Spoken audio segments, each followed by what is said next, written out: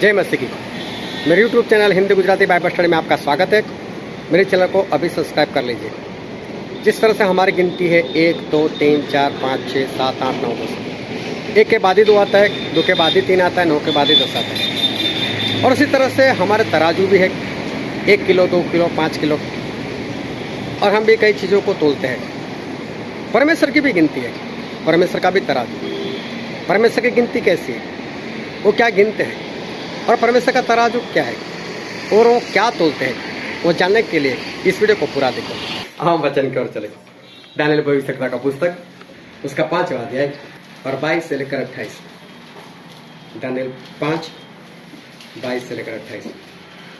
तो भी है बेलशास्सार, तू जो उसका पुत्र है और यह सब कुछ जानता था, तो भी तेरा मन नम्र न हुआ, वरन तूने स्वर्ग के प्रभु के विरुद्ध सिर उठाकर उसके भवन के पात्र मंगवाकर अपने सामने रखवा लिए, और अपने प्रधानों और रानियों और रखेलियों के समेत तूने उनमें दाख मधु पिया, और चांदी सोने पीतल लोहे काठ और पत्थर के देवता जो न देखते न सुनते न कुछ जानते हैं, उनकी तो स्तुति की।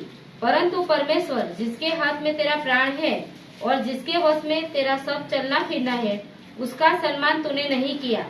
तब ही यह हद का एक भाग उसी की ओर से प्रकट किया गया है, और वे शब्द लिखे गए हैं।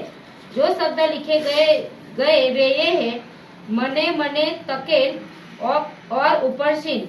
इस लेख का यह अर्थ है, मने अर्थात परमेश्वर ने तेरे राज्य के दिन गिनकर उसका अंत कर दिया है। तकेल अर्थात तो मानो तराजू में तोला गया और हल्का पाया गया है। परेश अर्थात तेरा राज्य बांटकर मादियों और फरसियों को दिया गया है।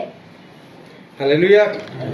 परमेश्वर पिता का वचन हमारे बहुत ही आशीषित है, और परमेश्वर पिता का वचन सच्चा है, और बाइबल में लिखा है यदि सच्चाई को जानोगे तो सच्चाई तुम्हें आजाद करेगी। हालेलुया। बहुत ध्यान से आज परमेश्वर के वचन को सुनना, ताकि उसको समझ सको, ग्रहण कर सको और उसके अनुसार चलना, ताकि परमेश्वर के राज के वारिस बन सको। एक बार एक धरतीकंप हो गया था, और जो 2001 में 26 जनवरी को धरतीकंप हुआ था, और उसमें एक बात जो मुझे सुनने को मिली थी, तो 2 बच्चे जो थे वो कहीं पर दफन हो गए, लेकिन किसी तरह से वहां पर जिंदा थे।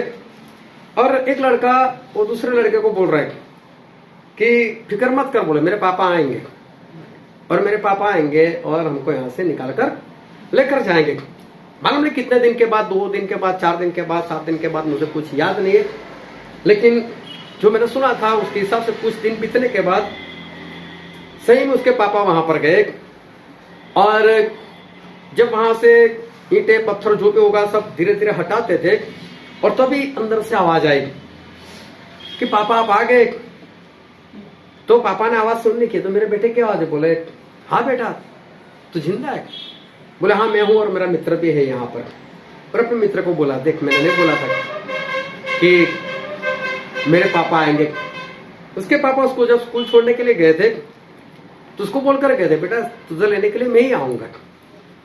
और किसी भी तरह से ये लड़का जो है वो बच गया, उसका मित्र भी बच गया। मालूम नहीं कैसे वो लोग नीचे दफन हुए होंगे, कुछ अवकाश मिला होगा, कुछ जगह मिली होगी जिसके कारण वो बच गए। और मालूम है 6-7 दिन के बाद वो लोग वहां से जिंदा निकले, लेकिन और बहुत सारे बच्चे मर गए, और बहुत लोग भी मर गए। लेकिन कुछ कुछ गवाही ऐसी सुनने को मिली कि यहाँ पर ये बच गया, वहां पर ये बच गया, लेकिन ये बच्चे भी बच गए। 2 बच्चे बच गए। मैंने गवाही सुनी थी, उसमें कोई मसीह को मारने वाला था, और जैसे ही धरतीकंप हुआ उसके दूसरे दिन वो बस में बैठकर वडोदरा से जा रहा था, और उससे टिकट मांगी। उसी गांव की जो पूरा गांव खत्म हो गया था, मेरे ख्याल से बचाओ, पक्का याद नहीं, लेकिन मेरे ख्याल से वो पूरा साफ हो गया था। तो बोलते कोई बात नहीं, मेरे माता पिता वहीं पर रहते, मुझे तो जाना है, देखना है जिंदा है या नहीं है। और वो मसीह को मारने वाला था। जब वहां पर गया तो पता चला कि उसी के घर को छोड़कर सारे घर गिर पड़े थे, पूरा गांव खत्म, एक ही घर खाली, और वो माता पिता उसके बच गए थे। एक बार अहमदाबाद में बॉम्ब ब्लास्ट हुआ था, जिस दिन बम ब्लास्ट हुआ था, सीरियल ब्लास्ट हुए थे, तकरीबन 25-30 बम वहां पर फटे थे। मैं उसी दिन वहां से निकला था दोपहर में। मेरे वहां से निकलने के बाद ही ये घटना हुई थी। मैं वहां से निकलने के बाद मैं करमसद पहुंचा और मुझे किसी का फोन आया था सोनगढ़ से। बोले कि अहमदाबाद में ऐसा कुछ हो। मैंने बोला अफवाह है सर। बोले क्यों? अरे मैं अभी तो वहां से निकल कर आया हूँ, कोई बम नहीं पड़ा। बोले मैं टीवी के सामने बैठा हूँ और मैं टीवी का न्यूज पढ़कर आपको बता रहा हूँ कैसा हुआ है। तो मैं जिस घर में गया मैंने उनको बोला न्यूज लगाओ जरा, मुझे भी देखना है। न्यूज लगाया तो पता चला कि हाँ बम फट रहे और तो अभी भी फट रहे थे। लेकिन एक बहन को मैं मिला उसके बाद, तो वो हर रोज जहां पर बम फटे थे, जहां एक इलाका था, उस जगह पर हर रोज वो जॉब से आती थी, वहां पर उतरती थी, उसका पति उसको लेने के लिए आता था। और जो अहमदाबाद में घूमते उनको मालूम है कि वहां पर ट्रैफिक कितना होता है और वहां पर देर हो ही जाती है, ट्रैफिक बहुत रहता है वहां पर। तो कई बार उसको इंतजार करना पड़ता था अपने पति का, अपना पति वक्त पर पहुंच नहीं पाता था। लेकिन उस दिन ऐसा हुआ कि वो वहां पर नहीं उतरी, वो उससे पहले उतर गई और पहले उतर गई और वहां पर बम फटा और उस जगह पर ये थी नहीं, ये बचाई गई। तो एक गवाही सुनने को मिली। लेकिन और तो बहुत सारे लोग मर गए, बहुत सारे लोग मारे गए। एक छोटी बच्ची थी और अस्पताल में वो रो रही थी, सभी की निगाह उसके ऊपर थी क्योंकि लड़की देखने में खूबसूरत थी, छोटी 3-4 साल की। बम ब्लास्ट हो गया, उसके पिता उसके साथ में थे, लेकिन उसका बाप बच गया, लड़की मर गई। वो ढूंढता था मारा कि मेरी बेटी कहाँ है, बेटी कहाँ है, बेटी कहाँ है। उसको कैसे पता चला मालूम है कि छत के ऊपर मास्क के साथ उसकी जो उसने फ्रॉक पहनी थी वो वहां पर चिपकी हुई थी। उससे पता चला कि मेरी बेटी मर गई। लेकिन बहुत सारे लोग बचाए भी गए। आज से तकरीबन 35-36 साल पहले मोरबी में बाढ़ आया था और वहां पर जो मच्छू डैम है वो डैम टूट गया था और उस कारण पूरा मोरबी जो है तकरीबन साफ हो गया था, खत्म हो गया था। लेकिन उस वक्त मैंने अखबार में पढ़ा तो एक परिवार या तो परिवार के 1-2 लोग हो गए, वो बच गए। बचे कैसे मालूम है? उनका घर भी गिर पड़ा बाढ़ के कारण, लेकिन वो घर पानी के ऊपर तैर रहा था, उसके कारण वो लोग अंदर बैठे थे, वो बच गए। अभी ये कैसे हुआ मालूम नहीं, लेकिन बाकी तो बहुत सारे लोग जो है वो मर गए। ऐसा होता है, कोई हादसा होता है, कोई मरी फैलती है, बहुत लोग मर जाते हैं और कुछ लोग ऐसे भी होते हैं कि वहां पर बचाए जाते हैं। ऐसा क्यों? एक ही घटना है, एक ही धरती कंप है, एक ही पहाड़ है, साथ में रहने वाले लोग हैं, कुछ मर जाते हैं, कुछ बचाए जाते हैं। ऐसा क्यों? ऐसा क्या हो जाता है कि जिसके कारण कुछ लोग बच जाते हैं और ऐसा क्या होता है कि जिसके कारण कई लोग मर जाते हैं? और ऐसा नहीं, ऐसा दुनिया में होता है, ये बाइबल से ऐसा होता है। बाइबल में भी ऐसी बात है जो है वो लिखी हुई है। एक बार अकान नाम का इंसान था, तो उसने क्या किया कि यरीहो के सामने जब लड़ने के लिए गए थे तो परमेश्वर ने यहोशू के जरिए बुलवाया था कि जो भी यहाँ पर मिले सोना चांदी वो परमेश्वर को भेंट करना है, वो परमेश्वर के लिए रखना है, अपने घर पर मत ले जाना। लेकिन अकान ने कुछ अपने घर में ले जाकर रख दिया। और बाइबल में ऐसा लिखा, हम पढ़ते हैं यहोशू की पुस्तक उसका 7वां अध्याय उसका पहला वचन। परंतु इस्राएलियों ने अर्पण की वस्तु के विषय में विश्वासघात किया, अर्थात यहूदा गोत्र का आकान जो जेरह वंशी जब्दी का पोता और कर्मी का पुत्र था, उसने अर्पण की वस्तुओं में से कुछ ले लिया। इस कारण यहोवा का कोप इस्राएलियों पर भड़क उठा। बहुत ध्यान समझना कि आकान ने पाप किया, परमेश्वर का क्रोध इनके ऊपर भड़क उठा। अभी आई नाम का एक शहर है, वहां पर लड़ने के लिए जाना था, सभी लोग लड़ने के लिए भी गए। और 5वां वचन पढ़ो तो वहां, तब एक के रहने वालों ने उनमें से कोई 36 पुरुष मार डाले और अपने फाटक से सबारीम तक उनका पीछा करके उतराई में उनको मारते गए। तब लोगों का मन पिघलकर जल सा बन गया। हालेलुया। पाप किसने किया? आकान ने किया। और देखो उसके पाप के कारण इजरायलियों में से 36 लोग मर गए, लेकिन लड़ने के लिए तो ज्यादा गए थे, 36 लोग नहीं गए थे। तो बाकी लोग क्यों बच गए? एक सवाल मैं आपके आगे रखता हूं, इसको दिमाग में रखना और दिमाग में रखकर ये वचन सारा सुनना। पाप किया आकान ने और 36 लोग और मर गए परमेश्वर के क्रोध के कारण। इन्होंने तो पाप नहीं किया था, इन्होंने तो अपने पास कुछ नहीं रखा था, लेकिन 36 लोग और मर गए। सवाल यह भी है कि बाकी के लोग क्यों बचे? फिर आकान क्यों बच गया? जिसने पाप किया वो बच गया, और बाकी लोगों में से 36 लोग मर गए। आकान भी पकड़ा गए, वो परिवार समेत मार दिया गया, वो बात की बात है। लेकिन 36 लोग भी वहां पर खत्म हो गए। जब मोआब के लोगों के साथ इजराइल के लोगों ने जब विचार किया, उस वक्त बाइबल में ऐसा लिखा है, गिनती का पुस्तक उसका 25वां अध्याय और उसका 9 वचन। मरी से 24,000 मनुष्य मर गए। मरी से 24,000 लोग मर गए। यहाँ पर इन लोगों ने जो व्यभिचार किया उसके लिए 24,000 लोग मर गए। 24,000 में से 1,000 मोआब के लोग थे और 23,000 जो थे वो इजराइल के लोग थे। ये यहाँ पर नहीं लिखा है, ये करंथी में लिखा है। ये हमारा सब्जेक्ट नहीं, इसलिए मैं वहां पर नहीं जाना चाहता। लेकिन इजराइल में से 23,000 मर गए। तो क्या सिर्फ 23,000 लोगों ने व्यभिचार किया था कि सिर्फ 23,000 लोग मर गए? पूरा इजराइल व्यभिचार करने के लिए तुले हुए थे, और उसमें से 23,000 लोग जो है वो वहां पर मर गए। बाकी के लोग बचे क्यों? कुछ लोग मर गए और कुछ लोग बचाए गए, ऐसा क्यों? जब हनानिया और सफीरा उन्होंने कुछ पैसे अपने पास रखे और बाकी का पैसा दान कर दिया, और वो लोग तुरंत मर गए। तुरंत पहले हनानिया और 3 घंटे के बाद उसकी पत्नी सफीरा, वो दोनों बारी बारी से वहां पर मर गए। एक पाप आया और वो मर गए। लेकिन पहले तिमोथी में ऐसा लिखा है, पहला तिमोथी उसका 1 अध्याय और 19 और 20 वचन। विश्वास और उस अच्छे विवेक को थामे रख, जिसे दूर करने के कारण कितनों का विश्वास रूपी जहाज डूब गया। उन्हीं में से हुमनायुस और सिकंदर है, जिन्हें मैंने शैतान को सौंप दिया है। हालेलुया। हुमनायुस और सिकंदर, ये दोनों ने भी गलती की, ये नहीं मरे थे। हनानिया सफीरा क्यों मर गए? एक पाप और मर गए। और यहाँ पर हम देख रहे हैं तो हुमनायुस और सिकंदर, उन लोगों ने भी गलती की, उन लोगों ने भी पाप किया, लेकिन वो लोग तो नहीं मरे। फिर दूसरा तिमोथी में लिखा है, उसका 4 अध्याय उसका 10 वचन। क्योंकि देमास ने इस संसार को प्रिय जानकर मुझे छोड़ दिया है और थिस्सलुनीके को चला गया है। देखो, देमास नाम का एक था, वो भी वापस संसार में चला गया।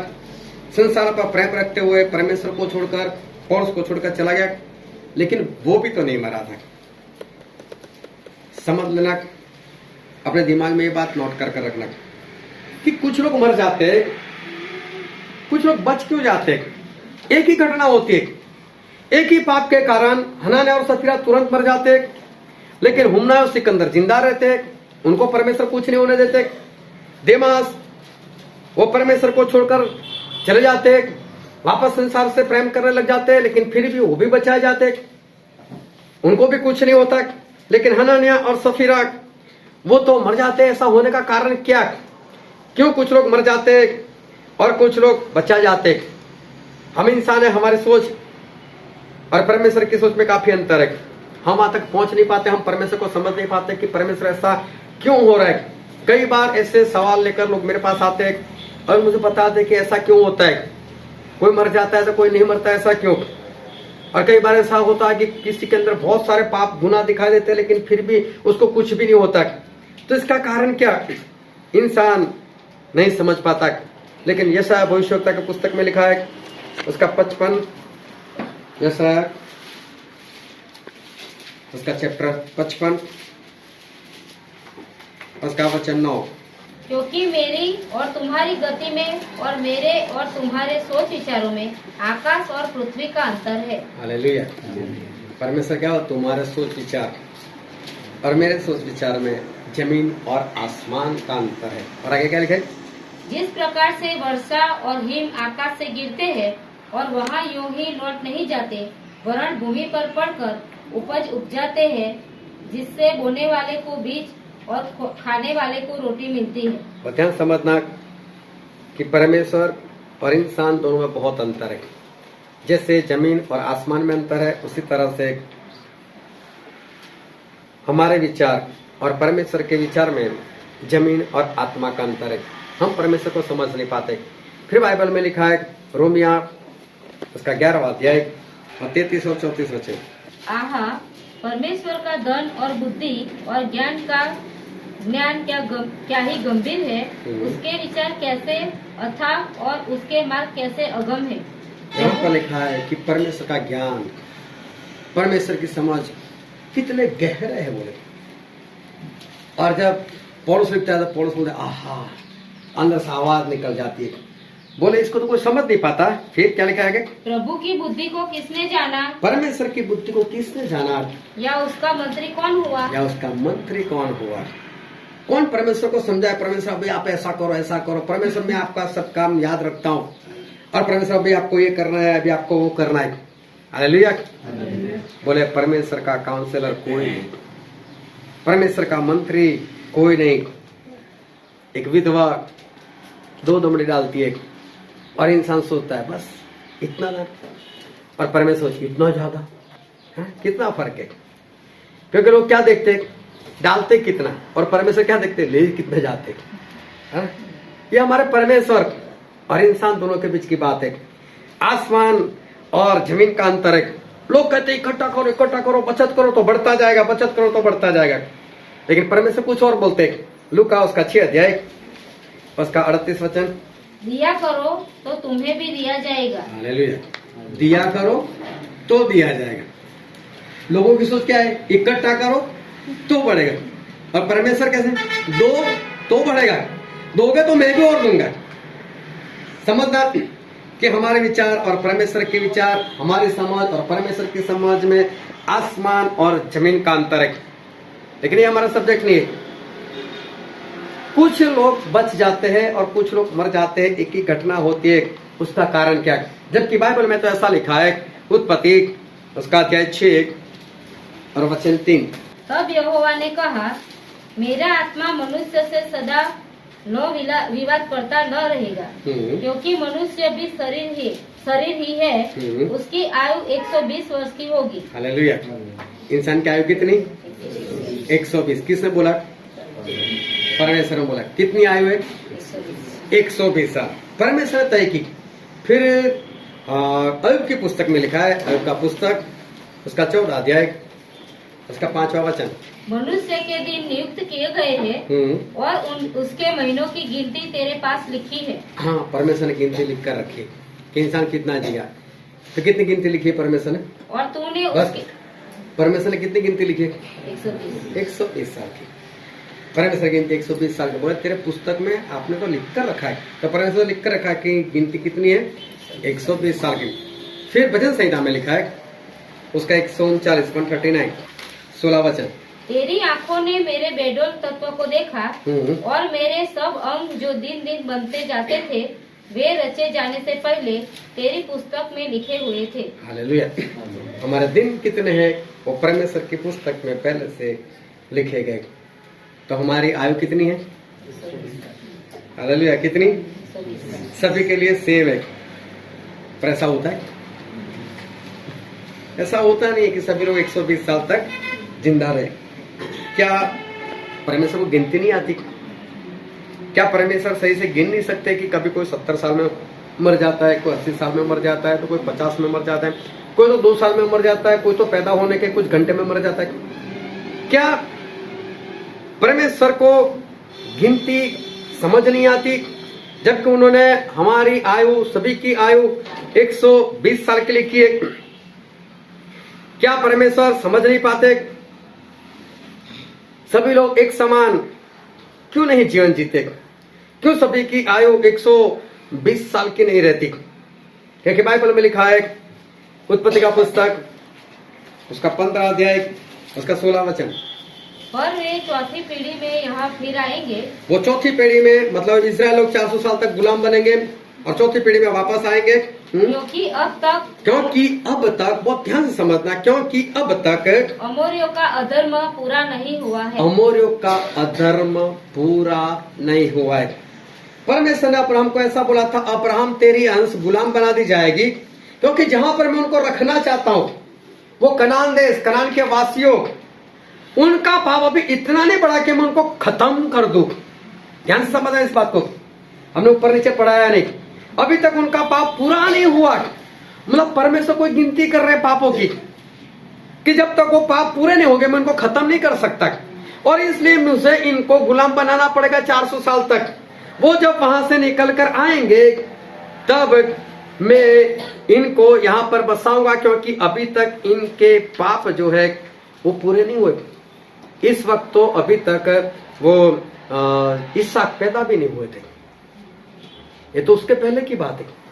उसके बाद तो मालूम नहीं कितने साल के बाद इसहाक हुए, ये कहने के कितने साल के बाद। उसके बाद इसहाक 60 साल के हुए, तब याकूब हुए।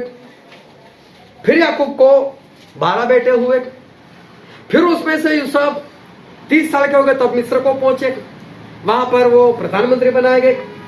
उसके बाद जब 7 साल भरपूरी के चले गए और अकाल के आए, तब इस्राएल के लोग वहां पर पहुंचे, क्योंकि उनकी भेंट हो गई और यूसुफ ने बोला आ जाओ सभी यहां पर, और तब 70 लोग वहां पर रहने के लिए वहां पर गए। उसके बाद 30 साल तक कुछ नहीं हुआ, और 30 साल के बाद ये सारे गुलाम बना दिए गए, और तब 400 साल बीते। 430 साल और लगा दो वहां पर, क्योंकि इस्राएल लोग 430 साल वहां पर मिस्र देश में रहे थे। 400 साल गुलामी के 30 साल, और फिर अब्राहम की आयु गिनो, इसहाक की आयु गिनो, याकूब की आयु गिनो, ये सब बीच में डालो तो मुझे लगता है 700 750 साल बीत गए।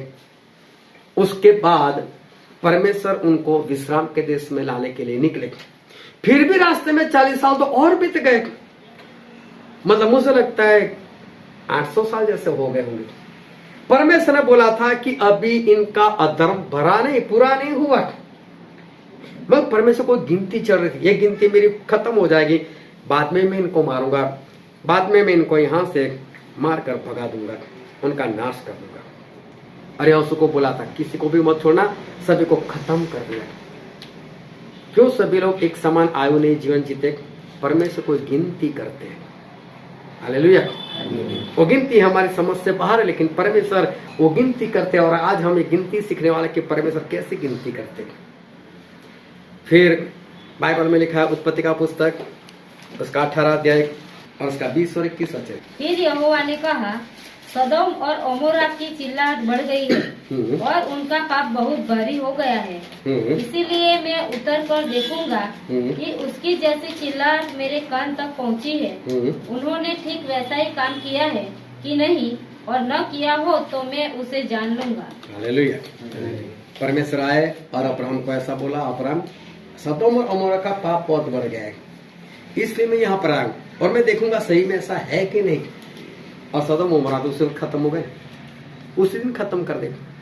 जबकि कनान वासियों को तो मानो 700-800 साल मिले। ये परमेश्वर ने कौन सी गिनती लगाई? यहाँ पर एक ही बार में बोला इनका नाश होना है और हो भी गया, और यहाँ पर बोला इनका भी नाश होगा, अमोरियों का, कनान वालों का। लेकिन वहां से 750-800 साल बीत गए। परमेश्वर उनको तो इतना जीवन दिया। ये कैसे गिनती है, कैसे लोग बचाए जाते हैं, कैसे लोग नाश होते हैं, ये परमेश्वर की गिनती इंसान को समझ में नहीं आती। जहाँ हनान्याह सफीरा एक पाप करते तुरंत मर जाते, और वहीं पर हुमना सिकंदर वो निकाले जाते लेकिन अभी भी मरे नहीं। दिमाग भाग जाता है लेकिन दिमाग अभी भी नहीं मरा। मालूम नहीं कैसी गिनती है, ये परमेश्वर कैसे ये गिनती करते वो इंसान की समझ में नहीं आता। या तो परमेश्वर किस आधार पर ये गिनती करते, कैसे गिनती करते, वो हमें समझ में नहीं आता। एक भाई साहब थे, किराने की दुकान पर पहुंचकर उन्होंने वहां जो बैठा था उसको ऐसा बोला 1252 मूंग के दाने दे दो। 1252 कौन गिनने के लिए बैठे थे? लड़के ने बोला अपने नौकर को, इसको 1 किलो मूंग दे दे। उसने 1 किलो मूंग तोड़कर दे दिया। बोले तुझे कैसे मालूम किलो में 1252 दाने आते? बोले पहले अंकल ये बता आप क्या करते? बोले मैं रिटायर हूँ। बोले मेरे पिता भी रिटायर ही है। जैसे आप टाइम पास करते हैं वैसे वो भी टाइम पास करते हैं। तो उनको भी पता चल गया कि 1 किलो में 1252 दाने आते हैं। तो मैंने सुना था। आप ऐसे ही कोई काम नहीं आपको। इसे मूंग के दाने गिनते हो, अमूल्य जैसे लोगों को परेशान करते हो। 1200 पाउंड सीधा नहीं बोल सकते 1 किलो। गिनती और तोलना, 1252 दाने मतलब 1 किलो मूंग। अभी वो ध्यान समझना, हमारे परमेश्वर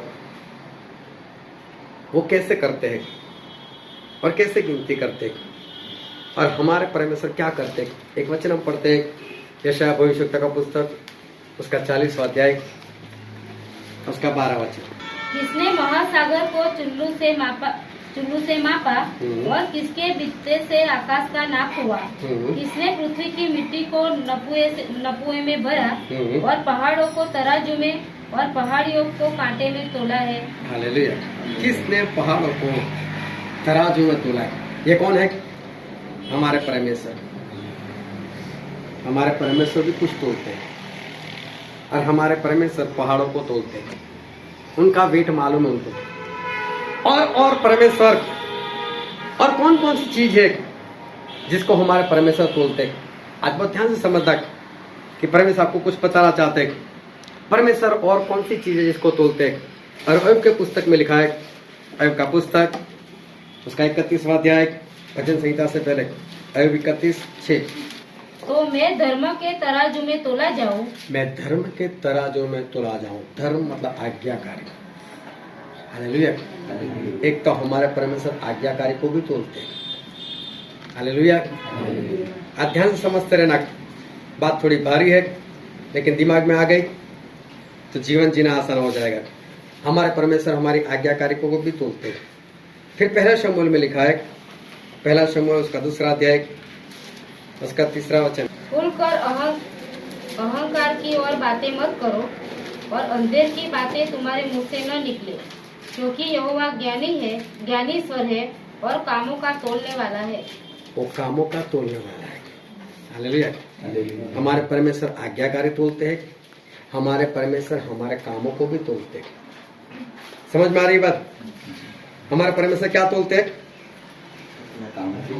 हमारे कामों को और आज्ञाकारी को हमारे परमेश्वर जो है वो तोलते हैं।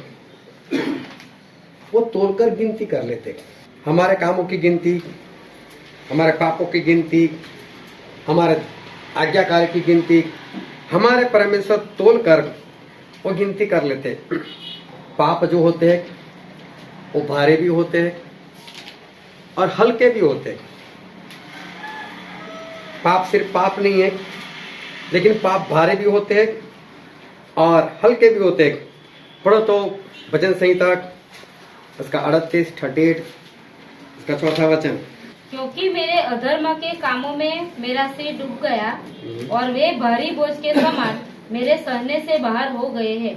मेरे पापों का बोझ, भारी बोझ। हालेलुया। पापों को भी तोला जाता है, उसमें वजन है, उसका बोझ है। परमेश्वर पापों को भी तोल देते हैं, उसका बोझ होता है। फिर उत्पत्ति में लिखा है उसका 18 अध्याय और उसका 20 वचन। फिर यहोवा ने कहा, सदम और अमोरा की चिल्लाहट बढ़ गई है और उसका पाप बहुत भारी हो गया है। उसके पाप कैसे हो गए? भारी हो गए। हालेलुया। समझते जाना कि भारी भी पाप है, हल्के भी पाप है। और सदोम और अमोरा के पाप कैसे थे? भारी। इनको 750-800 साल नहीं मिलने चाहिए। भारी पाप है, खत्म करो उनको, खत्म कर देगा। उनके पाप भारी थे। ये तो कुछ एग्जाम्पल हमने दिए, लेकिन बाइबल में लिखा है इब्रानी उसका 10वां अध्याय उसका 26 वचन। क्योंकि सच्चाई की पहचान प्राप्त करने के बाद यदि हम जानबूझकर पाप करते रहे तो पापों के लिए फिर कोई बलिदान बाकी नहीं। हालेलुया। जानबूझकर पाप करे सच्चाई जानने के बाद, तो उसके बाद पापों के लिए दूसरा बलिदान नहीं, दूसरी बात क्षमा नहीं। मतलब जानबूझकर पाप करना, सच्चाई जानने के बाद पाप करना, तो पाप कैसा हो गया? भारी हो गया। समझते रहना। अगर आप नहीं जानते और अनजाने में पाप किया चाहे वो कोई भी पाप था, तो पाप भारी नहीं था। लेकिन सच्चाई जानने के बाद जब पाप किया तो वही पाप वो भारी हो गया। फिर इब्रानी उसका 6 अध्याय उसका 4, 5 और 6 वचन। क्योंकि जिन्होंने एक बार ज्योति पाई है और जो स्वर्गीय वरदान का स्वाद चख चुके हैं और पवित्र आत्मा के बागी हो गए हैं और परमेश्वर के उत्तम वचन का और आने वाले युग के सामर्थ्य का स्वाद चख चुके हैं, यदि वे भटक जाए तो उन्हें मन फिराव के लिए फिर नया बनाना अनहोना है, क्योंकि वे परमेश्वर के पुत्र को अपने लिए फिर क्रूस पर चढ़ाते हैं और प्रगट में उस पर कलंक लगाते हैं। हालेलुया। जिसने वचन को जान लिया, पवित्र आत्मा को जान लिया, उसके सहभागी हो गए, उसके बाद जो जानबूझकर पाप करता है तो उसके पापों को किसके साथ उसकी गिनती की, तुलना की कि वो लोग प्रभु को खुद मार देते, वो लोग खुद प्रभु का ठट्ठा करते, उनके ऊपर कलंक लगाते, इतना बड़ा पाप। और वही काम जिसने वचन नहीं जाने, जिसने पवित्र आत्मा का सहभागी नहीं हुआ, उसके लिए वो पाप इतना बड़ा नहीं, चाहे एक ही समान पाप। लेकिन एक जिसने जानकर किया उसके लिए प्रभु उसको मारने के बराबर, और दूसरे के लिए आम पाप है। पाप भारी भी है, पाप हल्के भी है। व्यभिचार बात सेवा करे तो कोई बात नहीं, लेकिन दाऊद करे तो उसके लिए पाप बहुत भारी है। परमेश्वर ने बात सेवा को कौन सी सजा दी थी? कुछ नहीं, समझ में आ रहे हैं? लेकिन वही गुनाह दोनों ने मिलकर व्यभिचार किया, लेकिन बात सेवा करते तो कुछ नहीं, और दाऊद करते तो वही पाप बहुत भारी हो जाता है। दान की चोरी कोई और करे तो ठीक, लेकिन हनान्या और सफीरा करे तो पाप बहुत भारी है। ये परमेश्वर का नजरिया है, ये परमेश्वर की निगाह है, ये परमेश्वर की गिनती है। दाऊद गोलियत को मार दे तो मर्डर नहीं, और उरिया को ना मारे तो भी मर्डर। उरिया को तो मरवा दिया ना, जाओ इसको युद्ध में लेकर जाओ, सब लोग पीछे हट जाना, है ना। गोलियत को मार दिया, उसका सर काट दिया, बोलो कोई नहीं, ठीक है, कोई मर्डर नहीं। और उरिया को नहीं भी मारा तो अभी तूने तो मर्डर किया, तू तो खूनी है, तू मेरा भवन नहीं बना सकता। तो हालेलुया, समझ में आ रही है बात? फिनहास भाला लेकर एक स्त्री और पुरुष जो विचार कर रहे थे उनको आगे से मारता, पीछे से निकाल देता है भाला। तो अभी परमेश्वर खुश, कोई मर्डर नहीं। मत्ती उसका 5वां अध्याय और उसका 21 और 22 वचन। तुम सुन चुके हो कि पूर्व काल के लोगों से कहा गया था कि हत्या न करना, और जो कोई हत्या करेगा वह कचहरी में दंड के योग्य होगा। परंतु मैं तुमसे यह कहता हूँ, लेकिन परमेश्वर ऐसा कहते हैं कि जो कोई अपने भाई पर क्रोध करेगा, लेकिन जो कोई अपने भाई पर क्रोध करेगा वह कचहरी में दंड के योग्य होगा। मतलब उसने मर्डर कर दिया समझो। फिर जो कोई अपने भाई को निकम्मा कहेगा वह महासभा में दंड के योग्य होगा। हालेलुया।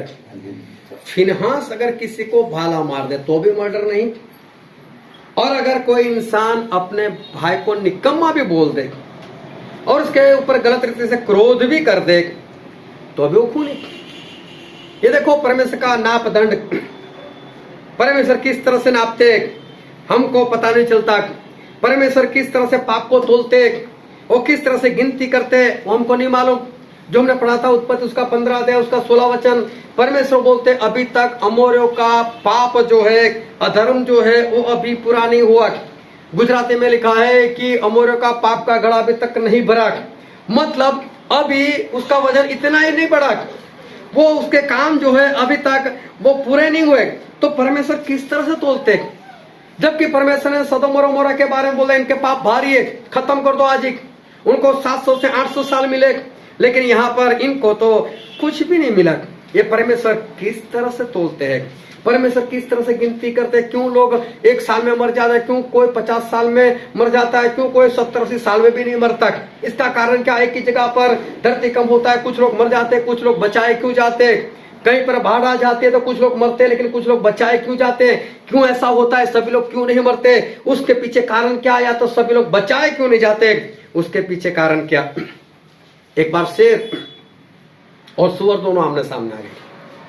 आमने सामने आ गया, उसका कारण ये था कि जंगल में कोई परमेश्वर का दास था और वो कहीं पर पेड़ के नीचे वो प्रार्थना कर रहा था। वो प्रार्थना में खो गया था और तभी वहां पर शेर आ गया। शेर आ गया, कहानी है ये, कोई सच्ची बात नहीं। शेर आ गया तो शेर ने देखा कोई प्रार्थना करा, ये तो मेरा भोजन है।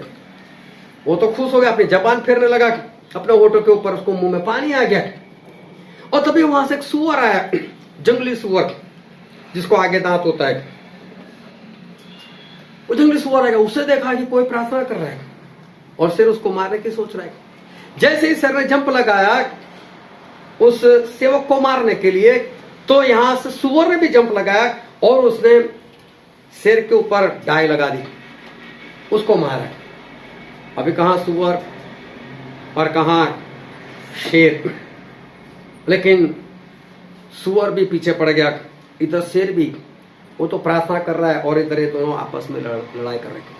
दोनों को खून निकलने लगा, दोनों ने एक दूसरे को बहुत घायल किया और दोनों ही मर गए,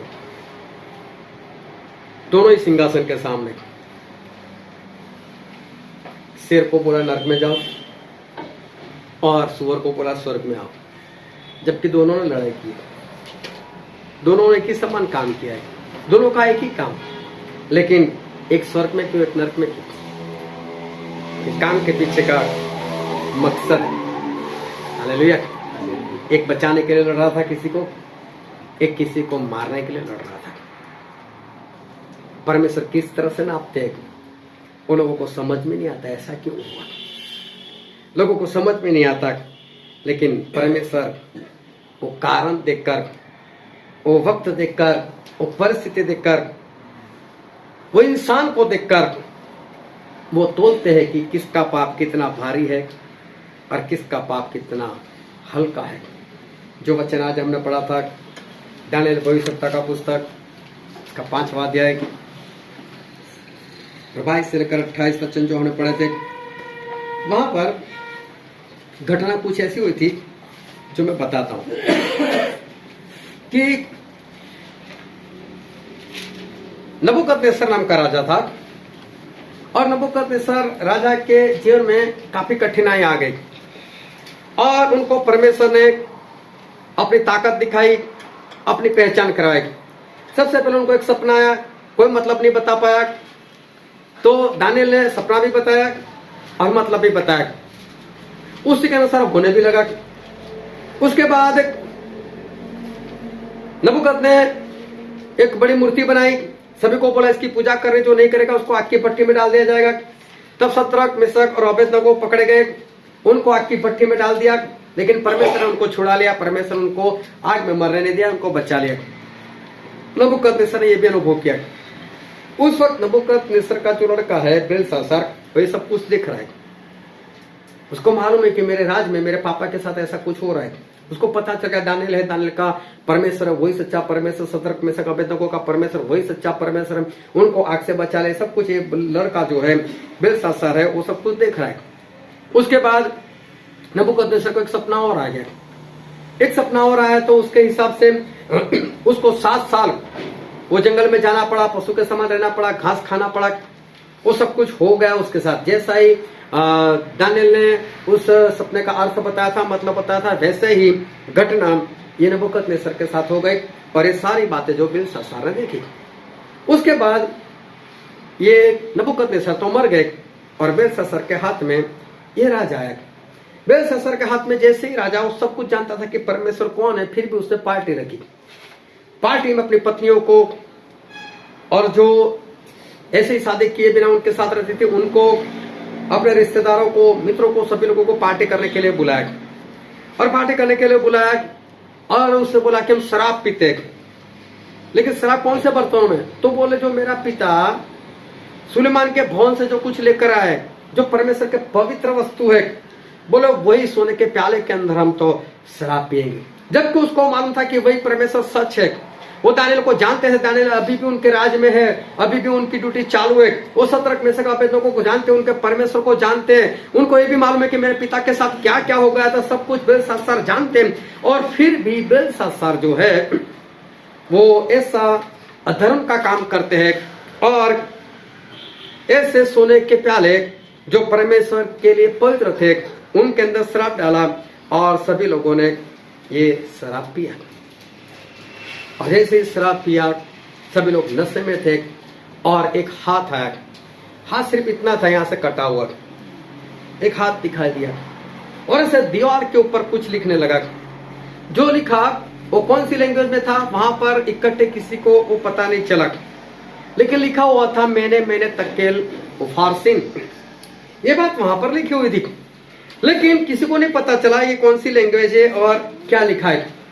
और उसके बाद उसने कई लोगों को पूछा, जादू टोना वाले को पूछा कि क्या लिखा है क्या लिखा है, कोई उसका मतलब नहीं बता पाया। कोई बता नहीं पाया तो उसकी पत्नी आई और उसकी पत्नी ने उसको बताया कि तुझे मालूम नहीं कि हमारे राज्य में दानिएल है, उसके अंदर पवित्र परमेश्वर की आत्मा रहती है।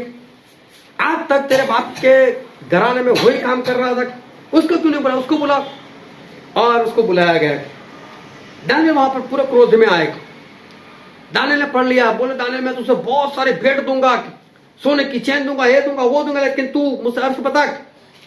और दानिएल क्रोध में थे और क्रोध में बोला, हे राजा तेरे पास जो तेरे पास रख, किसी और को भेंट दे देना, मुझे तेरी भेंट नहीं चाहिए। लेकिन फिर भी जो लिखा है वो उसका मतलब मैं तुझे बताऊंगा।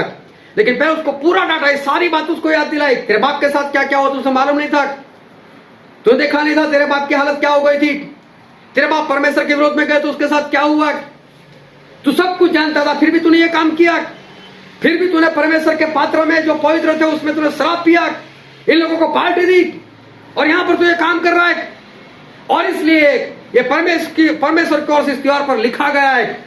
और फिर उन्होंने वो सारी बातें बताई कि यहां पर लिखा है मैंने तकेल उफारसिन। हालेलुया। बहुत ध्यान से आज इस बात को समझना। और कोई पढ़ा तो उसका 25वां वचन। जो शब्द लिखे गए वे ये हैं, मने तकेल और उफारसिन। हालेलुया। यहाँ पर लिखा गया था मैंने तकेल उफारसिन। बहुत ध्यान से इस बात को समझना। फिर ये कौन सी लैंग्वेज है वो किसी को नहीं मालूम, लेकिन दानिएल बताते हैं कि ये मैंने तकेल उफारसिन लिखा है। और फिर उसका मतलब वो बताने लगते हैं। और पढ़ो तो 26 वचन। इस लेख का अर्थ यह है, बहुत ध्यान से समझना, यहीं पर हमारा पूरा सब्जेक्ट छिपा हुआ है। मने अर्थात परमेश्वर ने तेरे राज्य के दिन गिनकर उसका अंत कर दिया है। हालेलुया। मैंने का मतलब ये होता है कि परमेश्वर ने तेरे राज्य की गिनती की है, मतलब कि तू कितने साल राज करेगा, मतलब तू कितना जिएगा, तेरी आयु कितनी है, परमेश्वर ने उसकी गिनती कर ली और गिनती खत्म हो गई। बोले तेरा अंत है आज। हालेलुया। इसके पहले बेलशास्सर के बारे में कुछ नहीं लिखा। मेरे हिसाब से ये पहला एक पाप यहां पर बेलशास्सर का लिखा गया। और बोले तेरी गिनती खत्म, तेरी आयु खत्म। फिर आगे पढ़ो। तकेल अर्थात तू मानो तराजू में तोला गया। हालेलुया। तकेल अर्थात तू तराजू में तोला गया और हल्का पाया गया है। और हल्का पाया गया। जब तुझे तराजू में तोला गया तब तू हल्का मालूम हुआ, मतलब तेरे अंदर धार्मिकता के कोई काम नहीं, तेरे अंदर आज्ञाकारी कुछ भी नहीं है, तेरे अंदर आज्ञाकारी नहीं, तू हल्का है। फिर परेश अर्थात तेरा राज्य बांटकर मादियों और फारसियों को दिया गया है। अब तो खत्म हो गया। बोले तेरा राज खत्म और फारसी और मादियों को ये तेरा राज दिया गया है। हालेलुया। हालेलुया। और ध्यान से समझना। एक बार फिर से 25वां वचन पढ़ो। जो शब्द लिखे गए वे ये है, वो ये है मने तकेल और उफारसिन। हालेलुया। क्या लिखा हुआ था? सभी लोग बोलो। मने तकेल उफारसिन। मैंने तकेल उफारसिन। फिर से एक बार बोलो जोरों से। मैंने तकेल उफारसिन। हालेलुया। अब दानिएल उसका मतलब बताया था। मैंने का मतलब क्या है? तेरी आयु गिनती कर दी, बात खत्म हो गई। तकेल का मतलब क्या है? तराजू में तोला गया और तू कम है। उफारसिन का मतलब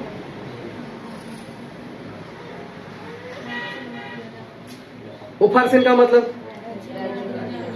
कहाँ लिखा है? उफारसिन का मतलब देखो क्या लिखा है?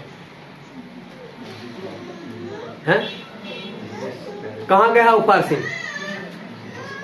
उफारसिन गायब हो गया और वहां और शब्द आ गया, कौन सा? पेरेस। हालेलुया। ये आज पहली बार पढ़ा या पहले पढ़ चुके हो? पहले पढ़ा है? हाँ या ना? कभी सवाल हुआ कि ऊपर उफारसिन है, नीचे पेरेस है ना? आगे के पढ़ते भूलते जाओ, पीछे का पढ़ते जाओ। हालेलुया। मैंने तकेल उफारसिन, लेकिन मैंने तकेल का अर्थ दिया, लेकिन उफारसिन का अर्थ नहीं दिया। लेकिन वहां पर एक शब्द और आ गया, पेरेस। लोगों ने नहीं पूछा भैसा उफारसिन है वहां, तूने तो अभी ऐसा बोला उफारसिन, पेरेस कहां से आ गया बीच में? और पेरेस का मतलब तू क्यों बता रहा है? हालेलुया। और क्या समझना, यहीं पर हमारा सब्जेक्ट छुपा हुआ है। उफारसिन और पेरेस एक ही शब्द है, लेकिन जैसे बोलते हैं बच्चा और बच्चे, बच्चा मतलब एक और बच्चे मतलब एक से ज्यादा। तो उफारसिन जो है वो बहुवचन है पेरेस का, और पेरेस जो एक वचन है। लिखा हुआ क्या था? मैंने तकेल उफारसिन, मतलब किसका बताया? मैंने तकेल पेरेस। उफारसिन का मतलब नहीं बताया, लेकिन पेरेस का मतलब क्या बताया? अभी पढ़ो। पेरेस का मतलब क्या है? पेरेस अर्थात तेरा राज्य बांटकर मादियों, तेरा राज्य बांटकर मादियों और फारसियों को दिया, और फारसियों को। तेरा राज्य, सिंगल तेरा। उफारसिन होता था तुम सभी लोगों का, जितने जितने लोगों ने शराब पिया सभी लोग आज मर जाओगे। लेकिन दानियेल क्या बताया? आज तो पेरेस है भाई, तू अकेला मरने वाला है। क्या शराब उसने अकेले ने पिया था? क्या लोगों ने नहीं पिया था? क्या पवित्र पात्र में क्या सिर्फ बेलशास्सार ने शराब पिया था? क्या और लोगों ने नहीं पिया था? नहीं, लेकिन इसका पाप सबसे भारी।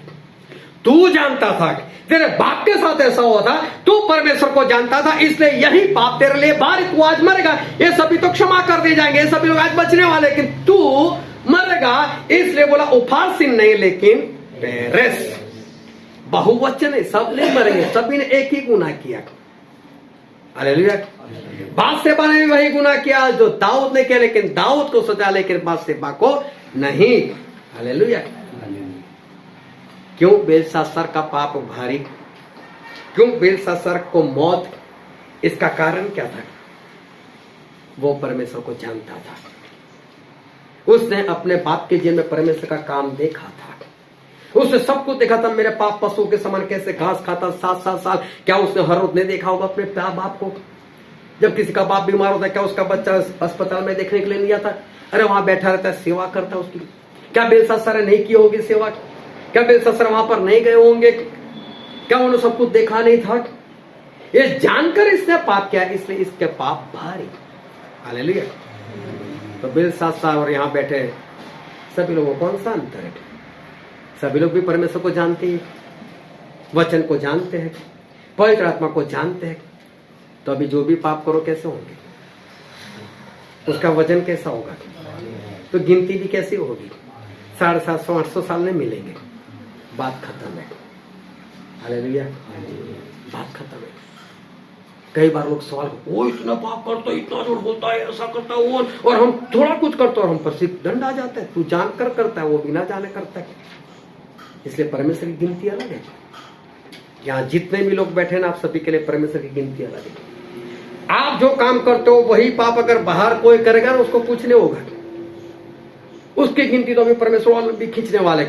लेकिन आप जो यहाँ पर बैठे हो, आप लोग जो वचन जानते हो, पवित्र आत्मा को जानते हो, परमेश्वर को जानते हो, और उसके बाद जानबूझकर पाप करते हो, आपके पाप का बोझ ज्यादा है। आपकी गिनती परमेश्वर की निगाह में ज्यादा है, क्योंकि वो तोलकर गिनती करते। वो 1-2 कर गिनती नहीं करते, इसका 1 पाप हुआ 2 पाप। वो तोलकर गिनती करते, भारी पाप तो ज्यादा गिनती।